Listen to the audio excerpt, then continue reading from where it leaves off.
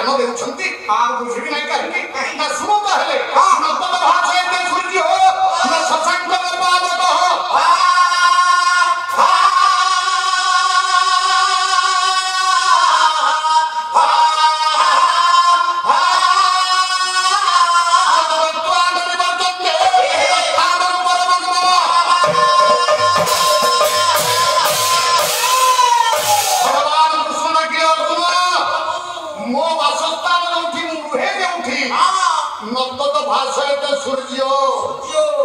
सूर्य नहंती ना न शशांक सेठी चंद्र नहंती ना न पावक हो सेठी पवन नाही अग्नि नाही दिन नाही राति नाही सूर्य नहंती चंद्र नहंती ना सेठी के केही जाई पारंती ना केही जाई पारंती ना किंतु जिए थरे पळई गला न निवर्तन्ती जिए थरे पळई गला से केबे फेरे ना ना सेठी भाई तो ठाकुर अभिराम बाबा लिखि देछन ना के कोन बोले गुरुदेव त्राही को अमन बिहारी गुरुदेव अमन बिहारी गुरुदेव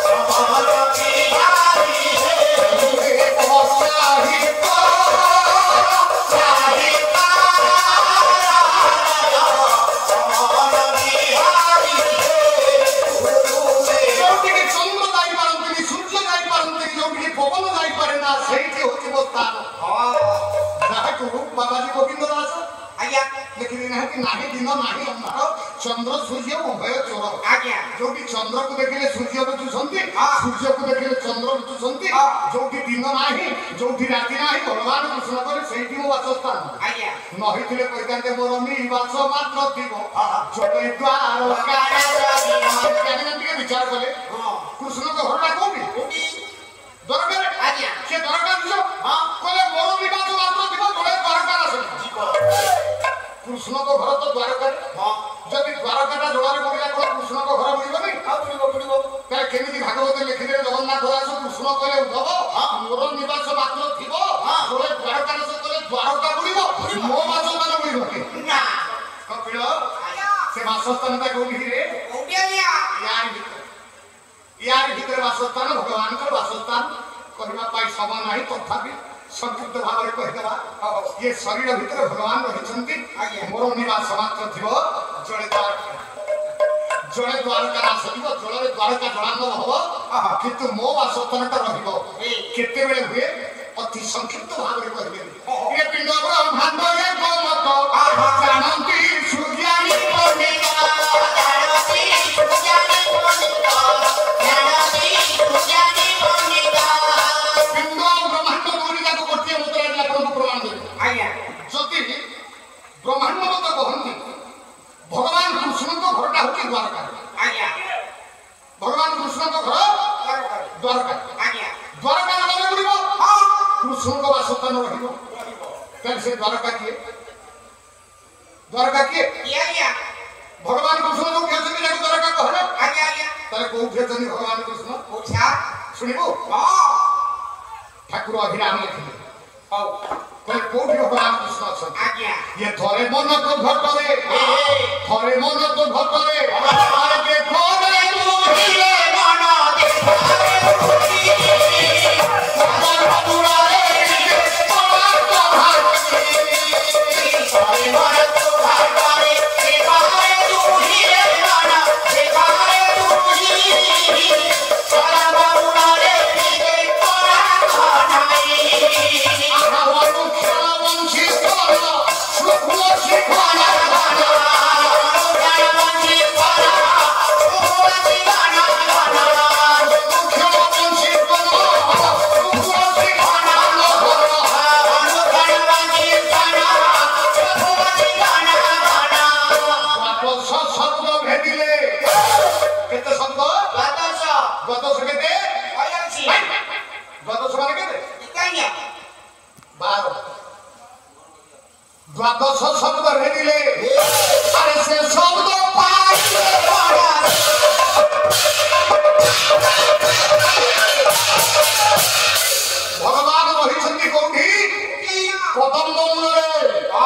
କଦମ୍ବ ମୂଳରେ ଭଗବାନ କୃଷ୍ଣ ଅଛନ୍ତି। ତାଙ୍କୁ ଦର୍ଶନ କରିବା ପାଇଁ ତାଙ୍କ ପାଖରେ ଯୋଉ ବଂଶୀଟି ଅଛି ସେ ବଂଶୀ ସ୍ୱରକୁ ଶୁଣିବା ପାଇଁ 12ଟା ଶବ୍ଦକୁ ଭେଦ କରିବା ପାଇଁ କହିବ। 12 ଶବ୍ଦ ଭେଦିଲେ ସେ ଶବ୍ଦ ପାଇବ। ସେ ବଂଶୀ ସ୍ୱରକୁ ଶୁଣିବା ପାଇଁ ହେଲେ ଆଗ 12 ଶବ୍ଦକୁ ଭେଦ କଲେ 13 ଶବ୍ଦକୁ ଯାଇ ପହଞ୍ଚିବା। 12 ହାତ ଶାଢୀ ଚିରି ଯାଇଅଛି 13 ହାତ ପର୍ଯ୍ୟନ୍ତ। ଏ ଶରୀର ଭିତରେ 12ଟା ଶବ୍ଦ ହଉଛି। ଆପଣମାନେ ବିଶ୍ୱାସ କରୁଛନ୍ତି ଯେ କଣ ସମସ୍ତେ ଖାଲି 12 ଶବ୍ଦ କଥା କହନ୍ତି, ଖାଲି ଗୋଟିଏ ଶବ୍ଦ କହିକି ଯାଉଛି। ଗୋଟିଏ ଶବ୍ଦ 12ଟା ଶବ୍ଦ ଭିତରୁ ଗୋଟିଏ ଶବ୍ଦ କଣ? ଅଚ୍ୟୁତାନନ୍ଦ ଲେଖିନାହାନ୍ତି ବାଜୁଛି 12 ବାଜନା। ଅଚ୍ୟୁତାନନ୍ଦ ବାଜୁଛି 12 ବାଜନା କଳାବତୀ ଓଲା ଓଲା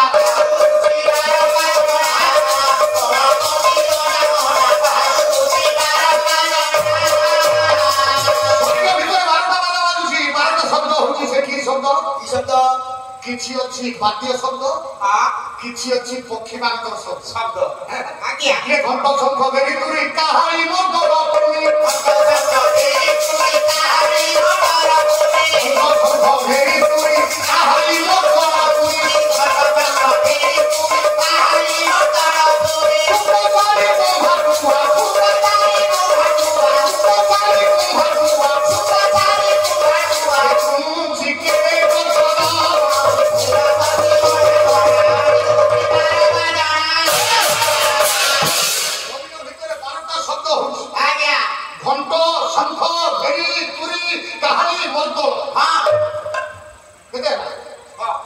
ଗୋଟିଏ ଶବ୍ଦ ଖାଲି ପ୍ରଥମ ଶବ୍ଦ ଘଣ୍ଟ ଶବ୍ଦ କେତେବେଳେ ହଉଛି? ପ୍ରଥମ ଶବ୍ଦ। ଆଉ ଅନ୍ୟ କୋଉ ସାହିତ୍ୟ ଭିତରକୁ ଯାଉନି, ଅନ୍ୟ କୌଣସି ଗ୍ରନ୍ଥ ଭିତରକୁ ଯାଉନି। ଆପଣଙ୍କ ପରମଶାସ୍ତ୍ର ଭାଗବତ 11 ସ୍କନ୍ଧରେ ଲେଖା ହେଇଛି ଯାହା ସେଇଠି ଘଣ୍ଟ ଶବ୍ଦ ଆସୁଛି। ଶରୀର ଭିତରେ ଗୋଟାଏ ଶବ୍ଦ କହିଲେ ସମବାସନେ ବସି ଧୀରେ ସମୀର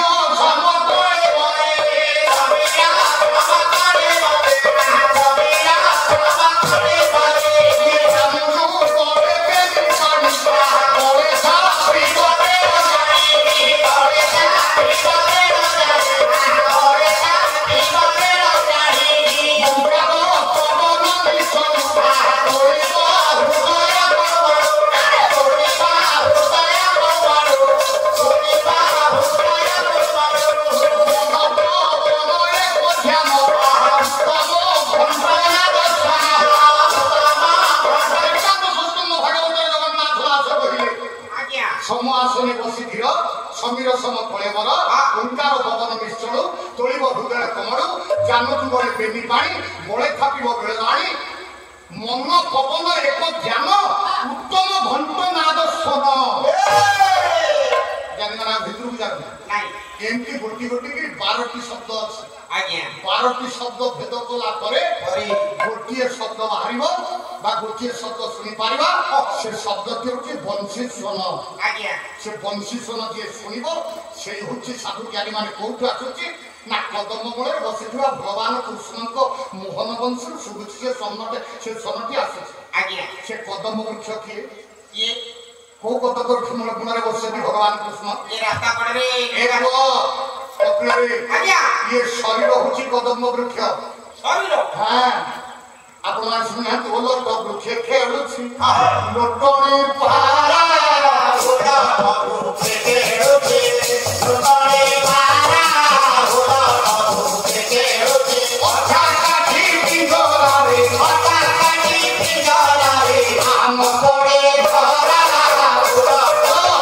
ଶରୀରଟା ହେଲା ଓଲଟ ବୃକ୍ଷ।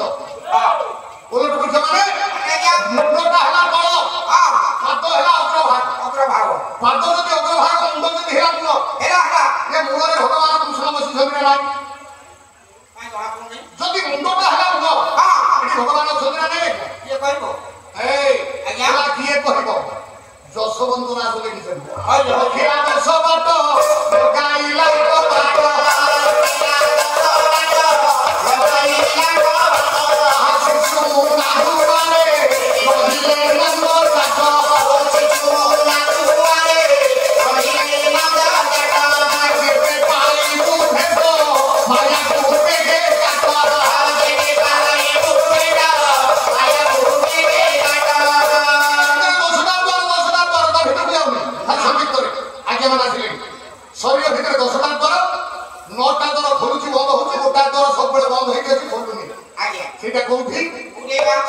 শিশুমনা দ্বারে রহিলে নন্দচাঁদ নন্দচাঁদ ହେଲେ ଭଗବାନ କୃଷ୍ଣ କୃଷ୍ଣ ରହିଛନ୍ତି ଯୋଉଠି ତା ନାଁଟା ହଉଛି ଶିଶୁମନା ଦ୍ୱାର ତାର ସେ ଜାଗାଟା କୋଉଠି ଜାଣିବା ଆପଣମାନେ ଶିକ୍ଷିତ ସମାଜ ବସିଛନ୍ତି ଶିଶୁମନା ଦ୍ୱାର କାହାକୁ କୁହାଯିବ ଯଦି ବିଜ୍ଞାନ ଭିତରେ ବୁଝିବା ବିଜ୍ଞାନରେ କଣ ଶିଶୁମନା ଦ୍ୱାର ନାହିଁ ଅଛି ଅଛି କପିଳ ଶରୀରରେ କେତେ ଖଣ୍ଡ ହାଡ଼ 778 ନା 206 ଖଣ୍ଡ ହାଡ଼ ମାତ୍ର 206 ଖଣ୍ଡ ହାଡ଼ ଭିତର ଗୋଟିଏ ଅଛି ଇଂରାଜୀରେ କହନ୍ତି ସ୍ପାଇନାଲ କର୍ଡ ଓଡ଼ିଆରେ କହନ୍ତି ମେରୁଦଣ୍ଡ ମେରୁଦଣ୍ଡ କେତେ ଖଣ୍ଡ ହାଡ଼ ତିଆରି ହେଇଛି କେତେ 33 ଖଣ୍ଡ ହାଡ଼ 33 ଖଣ୍ଡ ହାଡ଼ ତ ହେଇଛି ମେରୁଦଣ୍ଡ ଅଣ୍ଟା ଠାରୁ ପଟିଠାରୁ ଆରମ୍ଭ ହୋଇ ଗ୍ରୀବା ପାଖରେ ବେକ ପାଖରେ ସରିଲା ଯୋଉଠୁ ସରିଲା ମେରୁଦଣ୍ଡ ବିଜ୍ଞାନ କଲେ ସେଇଠୁ ଆରମ୍ଭ ହେଲା ସୁଷୁମ୍ନା କାଣ୍ଡ ସୁଷୁମ୍ନା କାଣ୍ଡ ଯୋଉଠି ସରିଲା ତାକୁ ବିଜ୍ଞାନ କହିଲେ ସୁଷୁମ୍ନା ଶୀର୍ଷକ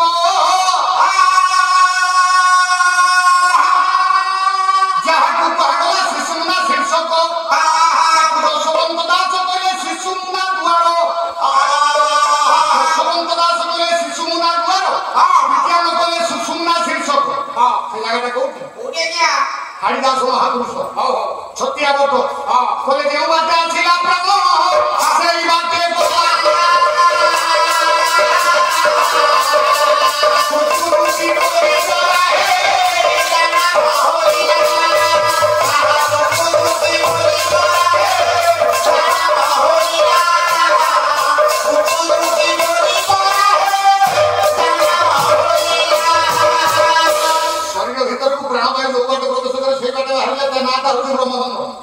से जगह कोठी दुकुदुकी आ जाऊ ना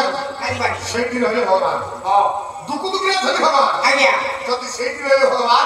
मोर निवास मात्र थिबो जले द्वारका न सजिबो केते बेले भगवान को वासस्थान रहउची द्वारका द्वार न होउची जेते बेले मनुष्य मरुची माने मु कोनसी दुर्घटना जनित मृत्यु कथा कहूनी ना आत्महत्या कहूनी ना प्राकृतिक मरण जेते बेले प्राकृतिक मरण होउची लोक माने को हाको हेबेनी आ कोन बचिबो ना आ बचिबो केमिति जानिबा जण लोक मरि जीवो गोडा हाथ पानी उठी जीवो लोक माने कहबी गोडा हाथ पानी उठिबो ना आ उठी कोन बचिबो ज्ञानी माने गोडा हाथ पानी उठिबा कोन शरीर होची द्वारका ना शरीर रूपी द्वारकार पादा हाथ पाखु धीरे पानी पानी गई हो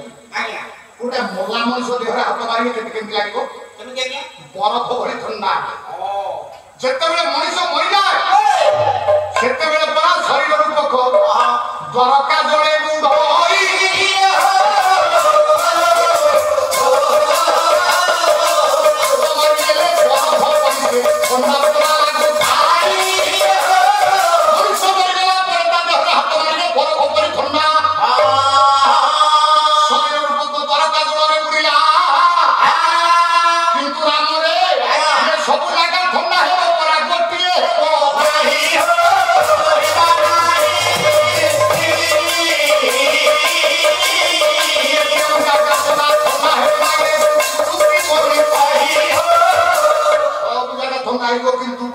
किछि समय पर्यंत गरम रहइबो काई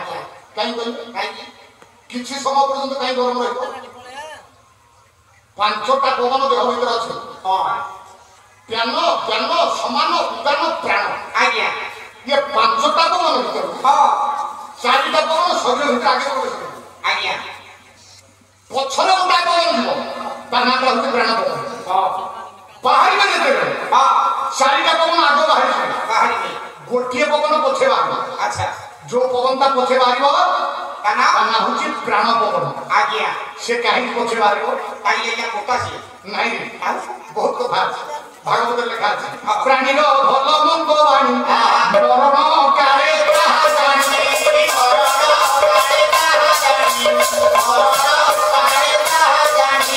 ये कि भाई प्राण पवन ता पछे बाहर काई प्राणी रो भल मंद वाणी मरण काले कहा जानी मु वर्तमान ए शरीर अछि मनुष्य शरीर मरिगला परे मु आत्मा का कोन देखि जीवो आत्मा माने के जानिबे ना जानिबो के मु निजे जानि प्राणी रो भल मंद वाणी मरण काले कहा जानी मरण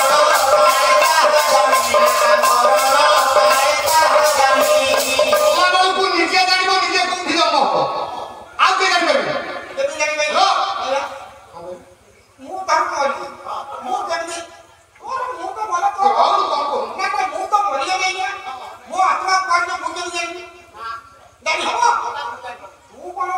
अरे भागवत कहले प्राणीर भल मंद मारी मरण काले ताहा जने किए जानिबो तू निजे जानि आखि खोला थियो जने लोक प्रकृति मरुछि प्राकृतिक मरण देखिबे आखि खोला थियो नाकरे निश्वास जाउतो चारिपटरे पुआ बहु नाती नातुनी समस्त बसिक डाकु दिबे मुहरे गंगा पानी गंगा रो सेटा बढिया टोपे पकाना ना निर्माल्य दउथिले गंगा रो दउथिले बापा बापा डाकु दिबे जेजे जेजे डाकु दिबे आखि खोला थियो निश्वास जाउथिबो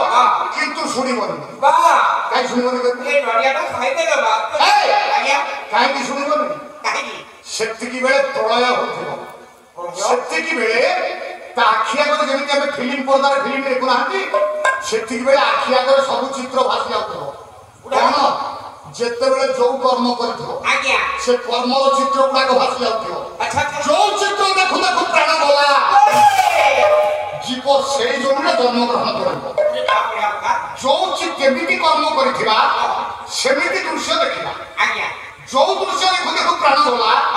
से जमीन पुनि जीव जन्म ग्रहण कर सत्य कथा हां केना पूर्व अर्जित कर्म महाम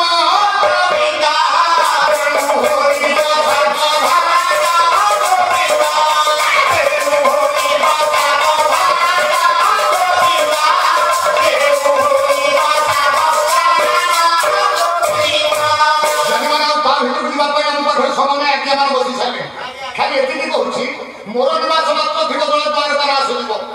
ए बखाता रहिबो थुक थुकिटा किछि समय पर्यंत रहिबो सारा जे हटा जवान न रहिबो कहिया पई समय नाही आबो भगवान कृष्ण हेले वंश पुरा भगवान कृष्ण हेले घर पुरा जणे घर पुरा जणे वंश पुरा होउछथि देवी कृष्ण जगन्नाथ मते कहलु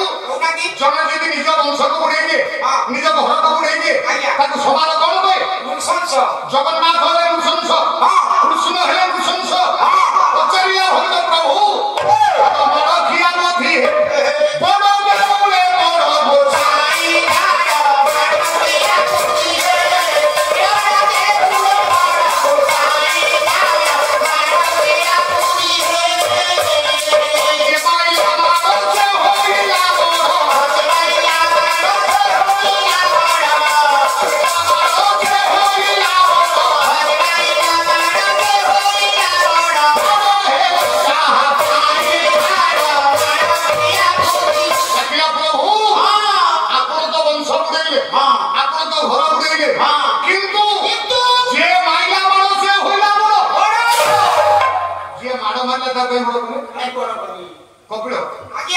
जगन्नाथ तो वंश उड़ेइबे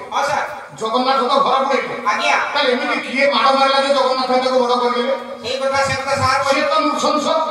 ए नाई रे सार सार काई हो हम सार अरे तू कहलो ना को कोन कहबे कि मु तो मो जीवन रे का किछि करबो मते जे जहा कहू मते से मो बंधु नृसिंह होता किछि कहू कहबा लोक जणे ओडिसा रे से होछथि सनातन दास से मत कहे भाई मु न कहले मो बाला भलो मु कहले मु कहिले मो बाला भलो तुम जदि न कहले भलो होतई त तुम कुह मु कितु किछि कहबे तने नै गोटे पाखिया कि जो मु तुम से पाख बार उठा मु का ओडिसा रे किछि कहली मो काम कर दे कि पेंडाल लगी मो बसा को पळेबी तने कि लोक मते जाहा कहे जति कि देबे से मते स्वीकृति देबे सेही मो पई सुना फल